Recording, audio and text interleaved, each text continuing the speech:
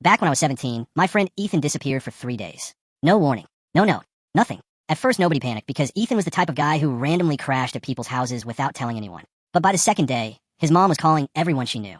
By the third, police were involved. The weird part was that his car was still parked outside his house. Wallet inside. Phone gone. I remember our entire town becoming obsessed with it. People were posting flyers everywhere, making Facebook groups, sharing possible sightings that clearly weren't him. Everyone kept saying the same thing.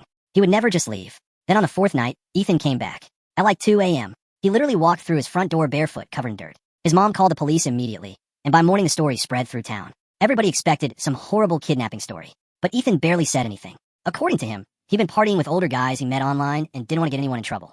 That was his entire explanation. Police clearly didn't believe him, but there wasn't much they could do since he refused to cooperate. After that, Ethan changed completely. Before, he was loud and outgoing. Afterward, he barely talked. He stopped hanging out with everyone, quit the soccer team, even deleted all his social media. And he became weirdly paranoid about locks. Every time I went to his house, he'd check the front door multiple times. Windows too. Sometimes in the middle of conversations, he'd suddenly stop and stare outside like he thought someone was watching him. About 6 months later, I finally asked him what really happened. At first he denied anything was wrong. Then he said something I still think about all the time. He told me, if somebody saves your life, you owe them. I asked what that meant, but he immediately changed the subject. Years passed after that.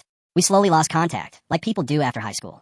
Then one day, I got a message from Ethan out of nowhere asking if we could meet up. When I saw him, he looked terrible, exhausted, nervous. He kept checking over his shoulder while we talked. Then he finally told me the truth. The night he disappeared, he got to meet a girl he'd been talking to online. When he arrived at the address, the house was empty except for 3 older guys. They robbed him, took his phone, and drove him out to some abandoned property outside town. According to Ethan, they were planning to kill him. But one of the guys stopped it. A guy named Marcus. Marcus convinced the others to let Ethan go, then secretly drove him back near town later that night. Before dropping him off, Marcus told him something weird. One day I'm going to ask you for a favor back. At the time, Ethan thought the guy was joking. Until 3 years later, Marcus contacted him. He wanted Ethan to store a duffel bag for a few days. No questions asked. Ethan panicked, but agreed because he felt like he owed him his life. A week later, police raided Ethan's apartment. The bag was full of cash, fake IDs, and an unregistered gun connected to an armed robbery. Marcus had used Ethan because he knew Ethan would never go to the police without exposing the original kidnapping.